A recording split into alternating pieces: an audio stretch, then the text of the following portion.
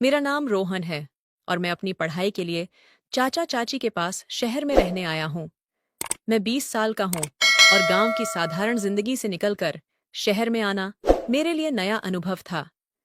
मेरे चाचा अमेरिका की एक बड़ी कंपनी में काम करते हैं और ज्यादातर वहीं रहते हैं। चाचा और चाची की शादी को 5 साल हो चुके हैं, लेकिन उनके बच्चे नहीं हैं। जब मैंने पहली बार चाची को देखा तो उनकी खूबसूरती देखकर हैरान रह गया। वे किसी अभिनेत्री जैसी लगती थीं। उनकी बड़ी बड़ी आंखें, चमकता चेहरा और मुस्कान दिल को छूने वाली थी। उनका आत्मविश्वास और सादगी उन्हें और भी खास बनाती थी। जब मुस्कुराकर मेरी तरफ देखती तो मेरा दिल तेजी से धड़कने लगता। शुरुआत में सब सामान्य लगा, लेकिन धीरे धीरे ने उनकी ओर खींचने लगा। उनके हर हाव भाव और बातों ने मुझे प्रभावित किया। मुझे समझ नहीं आ रहा था कि ऐसा क्यों हो रहा है।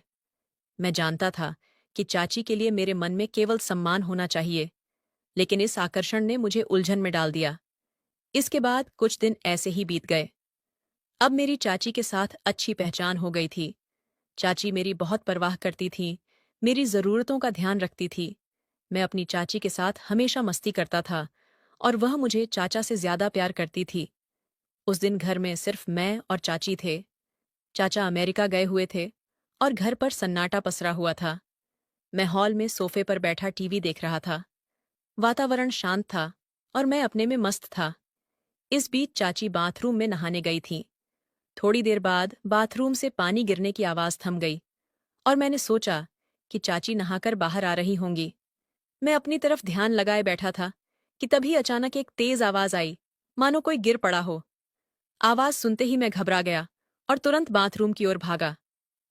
जब मैं वहां पहुंचा तो देखा कि चाची बाथरूम के बाहर गिरी हुई थी।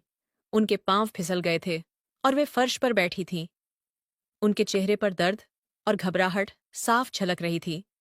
बिना कोई वक्त गरवाए मैं उनके पास पहुंचा और उन्हें उठाने के लिए उनका हाथ पकड़ लिया। मैंने उनका हाथ कसकर पकड़ा और उन्हें खड़ा करने की कोशिश की, लेकिन शायद मेरे संतुलन में गड़बड़ हो गई। अचानक चाची का हाथ मुझसे छूट गया और मैं खुद अपना संतुलन खो बैठा।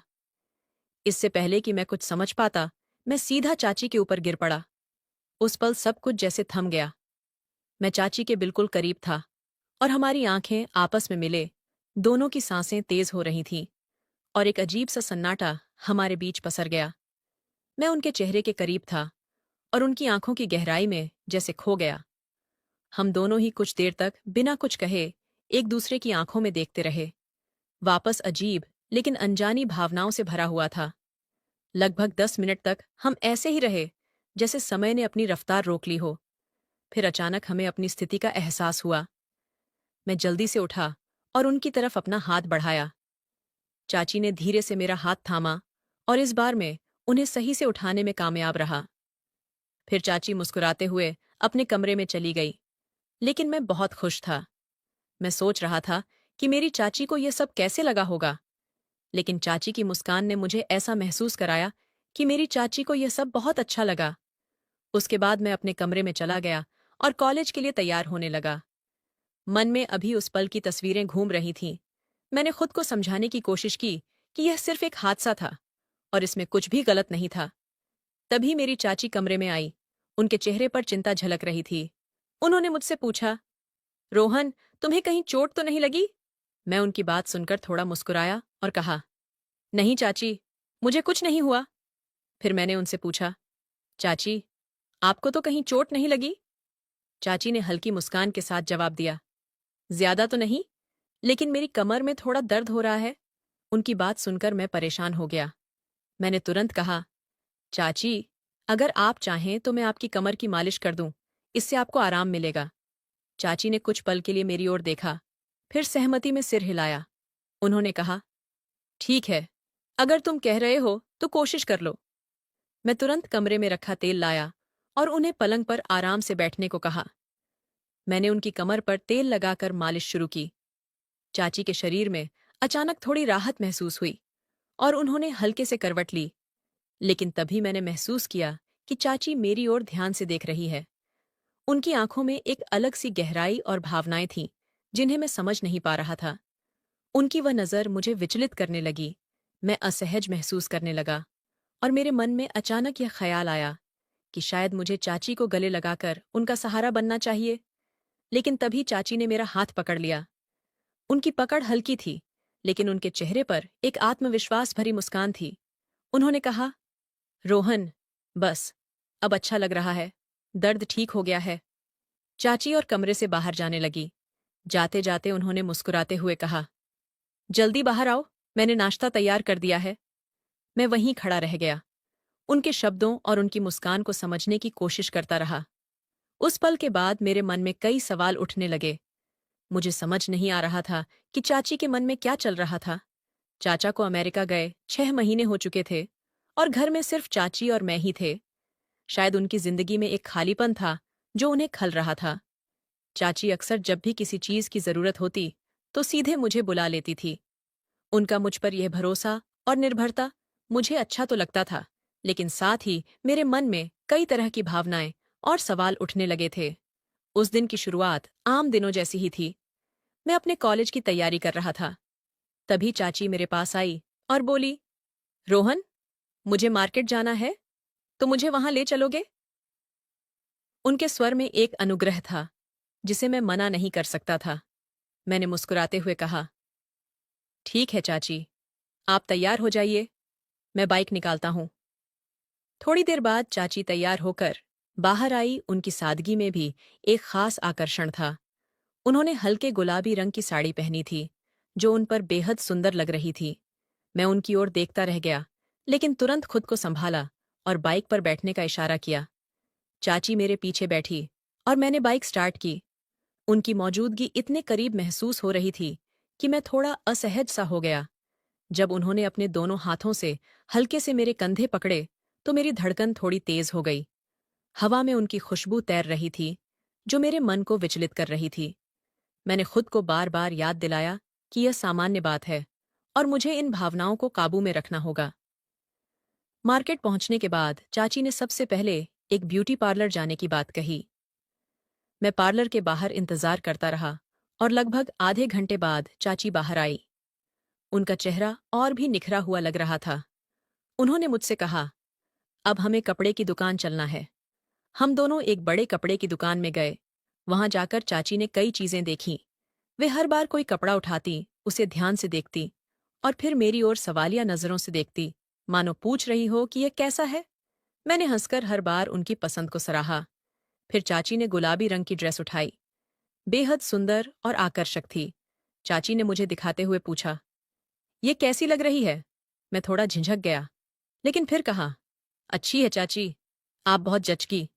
उनके चेहरे पर एक हल्की मुस्कान आई और उन्होंने ड्रेस खरीदने इसके अलावा उन्होंने कुछ और चीजें भी खरीदीं।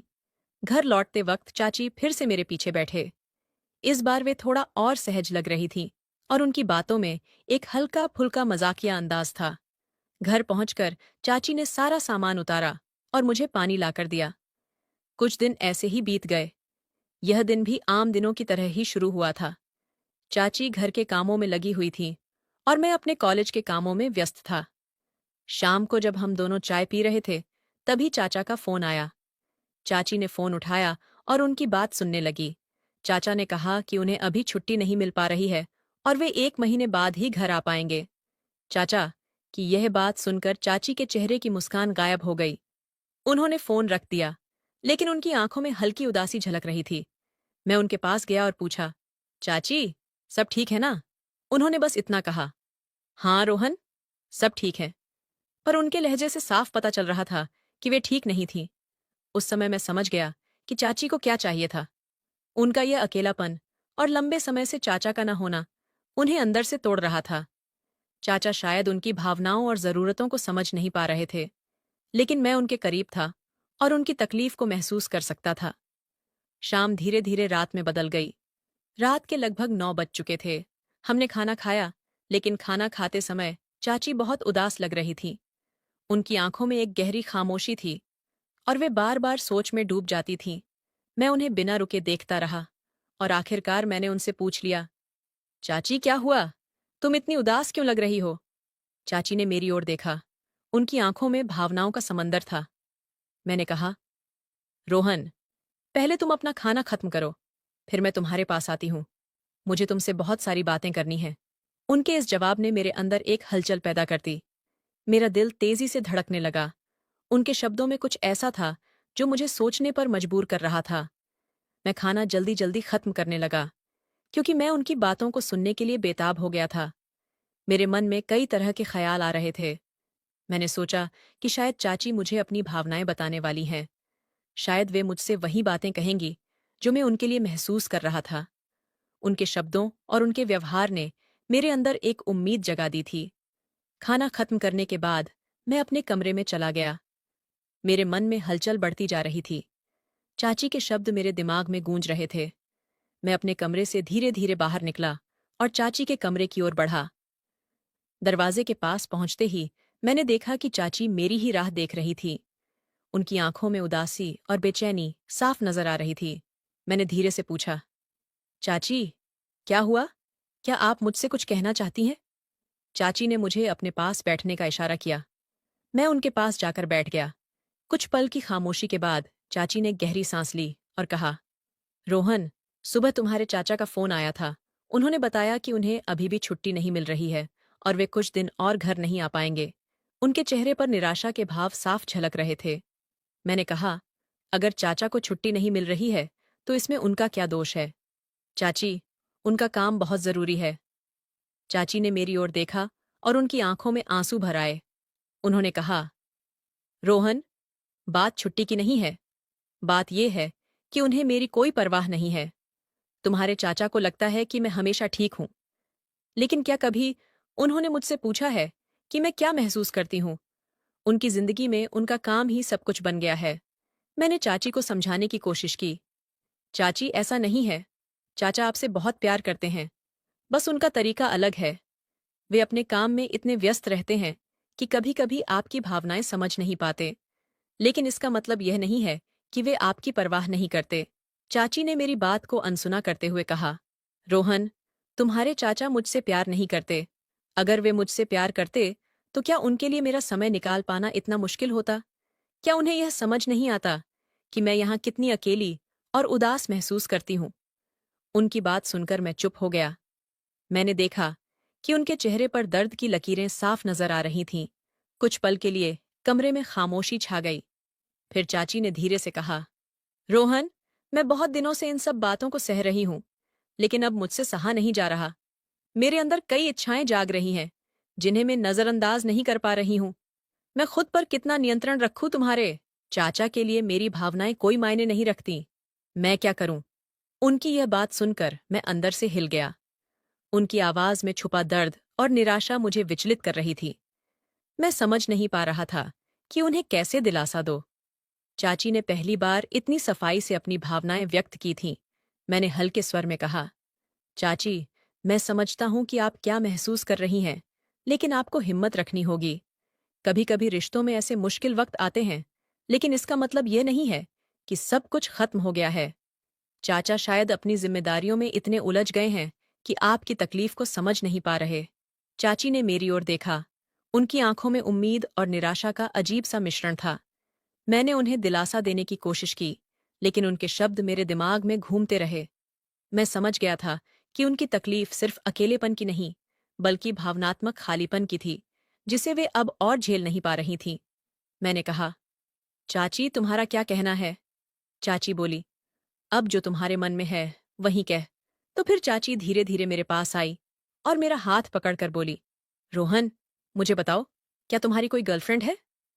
मैंने कहा, नहीं, मेरी कोई गर्लफ्रेंड नहीं है। तब चाची ने कहा, सच में? जब मैं तुम्हारी उम्र में थी तब मेरे कई बॉयफ्रेंड थे। ये सुनकर मैंने आश्चर्य से चाची की ओर देखा। फिर चाची ने कहा, अच्छा, वो सब छोड़ दो, लेकिन तुमने अपनी गर्लफ्रेंड क्यों नहीं बनाई? मैंने कहा, चाची, मुझे अब तक ऐसी कोई लड़की नहीं मिली। चाची ने पूछा, तुम्हें किस तरह की लड़की पसंद? मैंने जवाब दिया, तुम्हारी तरह। यह सुनकर चाची थोड़ी लजा गई और बोली, चलो, फिर आज से मैं तुम्हारी गर्लफ्रेंड हूं। ये सुनकर मुझे विश्वास ही नहीं हुआ कि चाची क्या कह रही है। चाची ने कहा, अगर तुम मुझे अपनी गर्लफ्रेंड बना लेते हो, तुम्हें तुम्हारी सारी इच्छाएं पूरी करूंगी। चाची की बातें सुनकर मैं बहुत खुश हुआ और हाँ, कहा। फिर चाची ने कहा, लेकिन एक बात का ध्यान रखना कि इस बारे में तुम्हारे चाचा को पता नहीं चलना चाहिए। जब तुम्हारे चाचा वापस आएंगे तो हमें एक दूसरे से दूर रहना होगा, नहीं तो तुम्हारे चाचा को हम पर शक हो जाएगा। मैंने कहा, ठीक है। चाची उसके बाद में अपने कमरे में चला गया और बिस्तर पर लेट गया। तभी मेरे मन में विचार आया कि जब तक चाचा घर पर नहीं आते हैं, मैं चाची के साथ। इसके बाद मुझे कब नींद आई, पता ही नहीं चला। सवेरे जब मैं उठा तो मैंने देखा कि चाची नहाकर बाथरूम से बाहर आती हुई थी और उन्होंने लाल रंग की साड़ी पहनी हुई थी। चाची उस शादी में बहुत खूबसूरत लग रही थी। उन्हें देखकर मैं मंत्रमुग्ध हो गया और चाची को गले लगा लिया। चाची ने कहा, रोहन, ये तुम क्या कर रहे हो?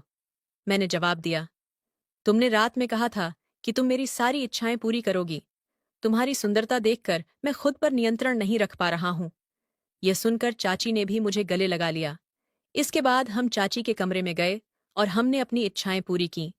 उसके बाद मैं तरोताजा होकर हॉल में बैठ गया और टीवी देखने लगा, जबकि चाची घर के काम कर रही थी। कुछ समय बाद चाची मेरे पास आई और बोली, रोहन, मैं तुम्हारे बिना नहीं रह सकती। आज तुमने मुझे जो दिया वह तुम्हारे चाचा जी कभी नहीं दे पाए। और उस दिन से चाची और मैंने रोज रात को बातें करना शुरू कर दिया। दोस्तों, अगर आपने इस कहानी को पसंद किया हो तो वीडियो को लाइक करें, कमेंट करें और चैनल को सब्सक्राइब करें।